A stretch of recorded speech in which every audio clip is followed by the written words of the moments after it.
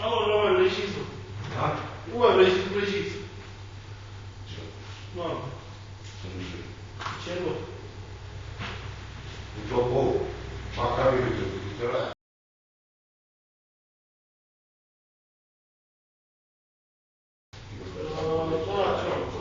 guardate al lavoro. Ci dice io non lavoro. Eh. Un po' tanto.